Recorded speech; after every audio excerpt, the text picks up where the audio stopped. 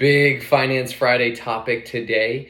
Do you have a poor mindset, a middle class mindset, or a wealthy mindset? Because there's a big difference.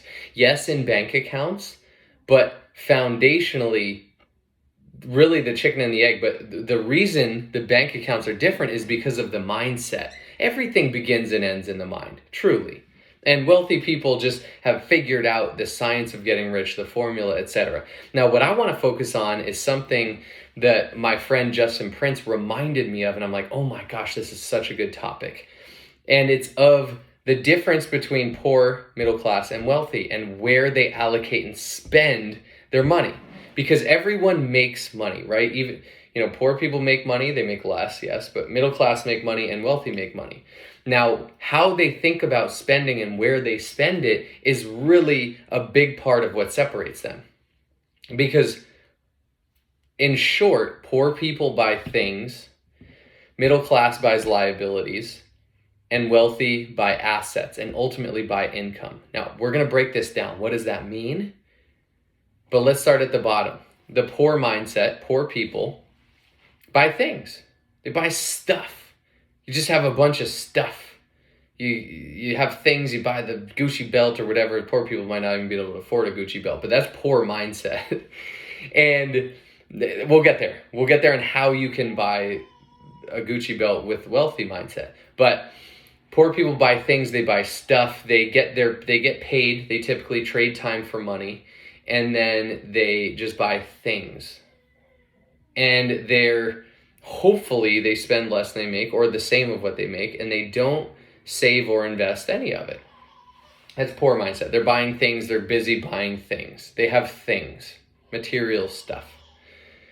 Middle class buys things too, but they buy liabilities. The middle class focuses on keeping up with the Joneses. They make a little more, they're a little bit smarter with their money, but they're buying the new car, the new house, the new lease car every 2 years, the whatever, to flex, really, right? To keep up with the Joneses.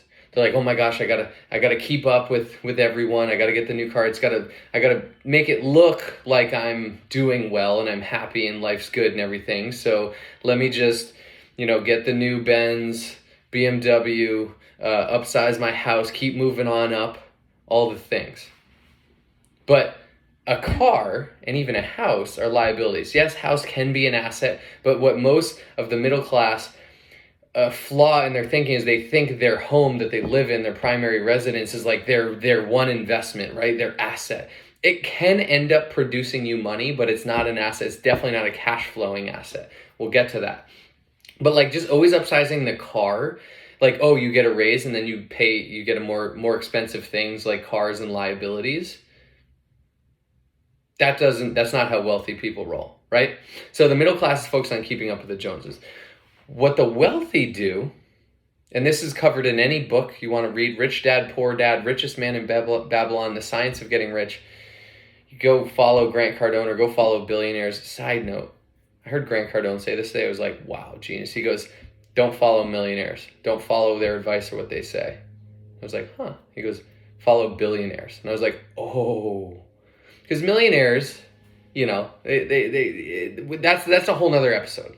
But I was like, whoa, go straight to the top. If getting rich or building wealth is your thing, go to the top. Follow Warren Buffett, the best investor ever, not like your buddy who's trying to get rich quick off crypto or something.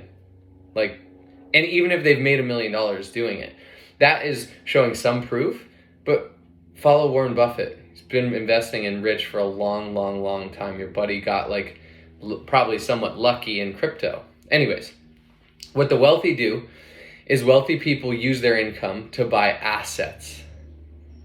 And they typically don't trade time for money to earn their income. They own businesses, they own assets. Anyways, they buy assets, especially cash flowing assets. So something like real estate, investment real estate, say a rental property or an Airbnb or something, where they buy a property and what they do is they leverage their money. They probably put 20% down and they leverage their money 5 times, aka they get a loan out from the bank covering 80% of the purchase and 20% they put down. So anyways, they use leverage. But They buy assets because they know this, they're using their money to buy an asset. Someone else is going to rent it. They're going to pay down the mortgage, and there's going to be cash flow. So they just bought an asset that produces them income, that produces them cash flow every month. They might buy businesses where it's already set up and it's relatively passive. They might buy stocks. Maybe the wealthy don't get wealthy off stocks, but maybe that's a part of their diversified portfolio. But they, instead of spending money on the Gucci belt, they might buy Gucci stock and be like, okay, it might go up and down, of course, but over time, it's likely the market in general is going to go up. Maybe they buy dividend stocks that pays them a dividend. Anyways, the wealthy invest their income. And you know what happens? They build it so their assets pay for their lifestyle. If they want to go get a Rolex or a new house or a boat or something, they use their passive income to purchase that. So for example, if you accumulate a $1 million asset that pays you 10% cash on cash, let's use that as an example. 10% of $1 million is $100,000. Every year, your money, your $1 million put in an asset, let's say it's real estate or something or anything, where you're earning 10%, your money is working. You aren't working for it. Your money is doing the work and saying, here, you are a good shepherd of me. Here's 10%, here's $100,000 every year, year after year. And you know what happens if you don't take that out, if you leave it in and you let it compound? Compounding interest, it just explodes. That's how you build generational wealth. But let's say you're like, hey, I could live off 100,000. I just accumulate $1 million asset and now I get 100,000 every year that I'm going to live off. You could do that too. That's what wealthy do. And they're like, hey, I want to buy the Rolex. Okay, it's 30 grand or whatever. Let me take 30 grand from production of these assets of passive income to buy that. Oh, I want a new lease, a $1,200, $1,500 a month G-Wagon. Okay, let me go accumulate enough assets to pay me $1,500 a month. And when I hit $1,500 a month, I'll get the G-Wagon because these assets will be paying for my G-Wagon. I don't have to go trade time or use my money from my income or my salary to go pay for the G-Wagon to keep up with the Joneses or Flex or whatever. So that is the mindset of the wealthy, which is absolutely incredible because when you start to realize that, like, whoa. Grant Cardone was on Instagram the other day. He's like, I just bought 2 Rolexes or some other watch. He goes, but guess what? I have an apartment complex and every month it pays me whatever, this amount of money. So I saved up from 3 months or whatever, however many months to pay for these watches. And now I got them and I'm flaunting them. But guess what? I didn't pay for it. My assets paid for it. So coming back to it in short, poor mindset goes out and buys things. You got material things, you got stuff.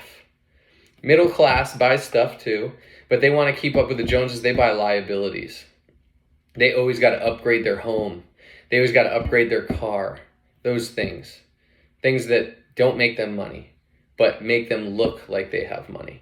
Wealthy invest in assets. They basically buy income. You're basically using your income to buy more income, residual or passive income, so your money's working for you and you aren't trading time for money. That is the crux of it. So evaluate, where are you on this spectrum? It doesn't mean you have to stay there. Work to grow towards a wealthy mindset. I'm not perfect. I don't have that only. I'm working towards it, though. I understand the concept. Now it's up to me to go not only understand it, but go apply it and go make that my reality.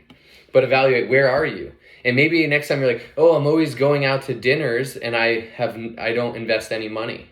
But I love going out to dinners, but I'm broke. And if being broke hurts you, maybe skip dinner and put that $100 in a stock or in something. Just get started.